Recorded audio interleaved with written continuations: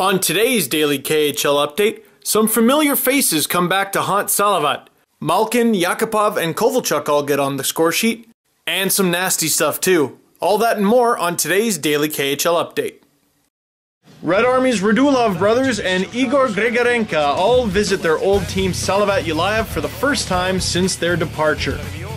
And they have an immediate impact. Alex Radulov's dirty backhand pass finds Igor Grigorenko in front, 1-0 CSKA. Radulov already picking up his 12th assist of the campaign. Second period, Ilya Brizgalov gets knocked right over and... oh, no, he just fell. He's fine though.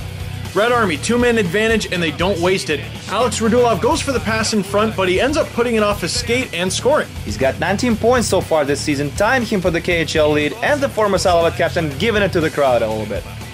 Still in the second, slap pass to Mikhail Grabovski, who fires a quick pass to Evgeni Malkin for his first career KHL goal. Malkin had an injury-plagued junior career, but it's good to see the Detroit Red Wings pick finally score a KHL goal. Last minute of play, now 3-1 Red Army. Andrei Sergeyev puts a bow on it with a clapper. Red Army looks dominant in a 4-1 win. They're fifth in their last six, and some old friends come back to haunt Salavat Ulayev. Big KHL battle here as Torpedo's red-hot top line visits Evgeni Malkin, Nikolai Kulemin, Sergei Gonchar and company in Magnitogorsk. About 8 minutes in, Dmitry Kazyanov breaks in, Justin Hodgman gets the first shot, and Enver Leeson pounces on the rebound. 1-0 Magnitka. Leeson with 5 goals already, and he only had 7 in all of last season. Torpedo gets it back though, late in the first. Nikolai Kulemin, whoopsies, coughs it up, and Maxim Potapov makes him pay. That's Potapov's first of the season of the usually defensively responsible Kulemin. Second period, Evgeni Malkin wheeling, then dealing in front, and Matt Zuccarello-Asen gets credit for the goal banging away. Zuccarello with the shot, but Martin Thornberg actually bats it into his own net.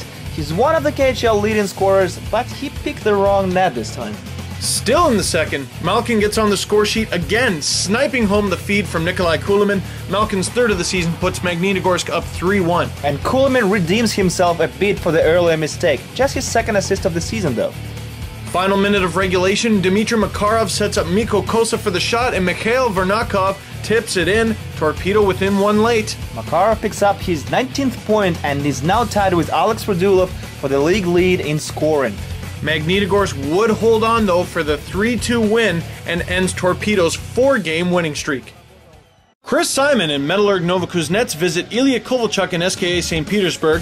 Vladimir Tarasenko out with a suspected concussion. Novokuznetsk on the board first as Dmitry Kargalitsky flies into the zone to set up Randy Robitaille, 1-0 Kuznia. This is the 37-year-old Robitaille's second KHL season after 531 career NHL games. He's already got 14 points too. Chris Simon helps create a turnover and Yuri Nazarov bats it home, now 2-0 Novokuznetsk. At just 19 years old, that's Nazarov's first KHL marker. Cue the comeback though. Second period, Kovalchuk plays give and go with Patrick Thorson, and the lead is cut to 1. Kovalchuk is tearing the league apart. 15 points in just 8 games. Are you kidding me? It's unbelievable. Comeback continues as well. Turnover, and Peter Pruka scores just 10 seconds into the third. Make it a shorty, tie game.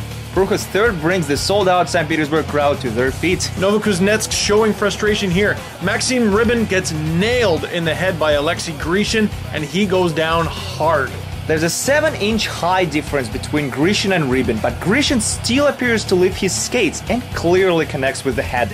That's 5 in the game for Grishin, and KHL disciplinarian Valery Kamensky is likely going to have to take a look at that one. In the meantime, SKA gets their revenge. Tony Mortensen jumps on the rebound on the ensuing power play to pull ahead 3-2. And just over a minute later, former Edmonton Oiler Alexei Semenov blasts home another power play goal, 4-2. SKA has the KHL's top power play with just under 31% success rate. Unreal. And that power play helps SKA to a 4-2 comeback win. Avangard Omsk hosting Donbass. And look at this ripped scarf, it says Karri Ramo on it. And he would be a big factor in this one, but his teammates strike first. Anton Bilov puts on the initial shot, and Alex Perezhogin is there to clean up the rebound. That will be the former Montreal Canadiens forward 7th of the season too. Back to the other end of the ice now. Karri Ramo has to hold up his end of the bargain, and he does here. Chaos in front, but he stones Alek Ponikarovsky. Still 1-0 Omsk. Ponikarovsky is a bit snake-bitten this season with only 2 goals in his last 9 games. Less than 2 minutes after Ramo's stop, Frolov brings it the other way, spinning attempt, but Sergei Kostitsyn finishes off the play. Omsk up 2-0. Sergei Kostitsyn's goal streak continues. He has played 4 games in the KHL so far and has scored in every one of them. Ugly moment here in the third now. Avant-garde Omsk defenseman Nikita Pivtsakin drives Maxim Kvitchenko hard into the end boards, and he is down. Pivtsakin gets 5 in a game for that one. This comes the game after another Omsk defenseman, Anton Belov, drove Riga forward Karpas Dolgavich into the boards. Kvitchenko would eventually get up, but he obviously got his bell rung. And Donbass wasn't able to score on the ensuing power play either, but the hit did seem to fire them up. Karri Ramo gets a bit careless with the puck and almost lets Jani Tuparainen score. And about 4 minutes after that chance, Donbass finally is rewarded with a goal. Ruslan Fedotenko roofs it to bring Donbass within 1. That was just Fedotenko's first goal in 10 games this season, if you can believe that. Dying seconds of regulation now. Donbass looking to tie it. Ramos stops not 1 but 2 attempts in the final 5 seconds. 22 stops on the game, and Avangard holds on for the 2-1 victory. Zdeno Chara and Lev Praha visit 2012 first overall pick Nail Yakupov and Neftahimik. No scoring in the first, so in the second, Nail Yakupov tees it up on the power play, 1-0 home team. That's the teenager's 7th point in just his 7th game. Less than 10 minutes later, Lev evens things up. Jakub Klepish to Yuri Novotny for his third, 1-1. Fast forward to the third now, Neftahimik up 2-1, Lev on the power play, and Zdeno Chara assists on Marcel Hosa's game-tying goal. Overtime solves nothing, so what does that mean, Andre? Oh, KHL just has ties. Just kidding, we go to the shootout. Peter Kokel would score on Drew McIntyre for the eventual game-winning goal, and Yakupov gets to hug his buddy Matt Dalton after the 3-2 win, ending their 3-game slide. Few more scores to tell you about. A missed too many men on the ice call helps Lokomotiv get to the shootout against Tractor and pull off the 3-2 win.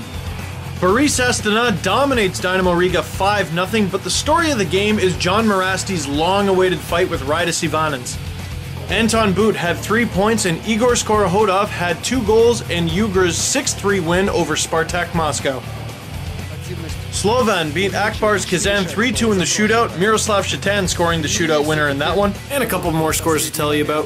Vitas beats Severstal 3-1, Avtomobilis beats Atlant 1-0, Chris Holt with the 30-save shutout. That was today's daily KHL update. I'm Steve Dangle. And I'm Andrey Osadchenko. See you tomorrow.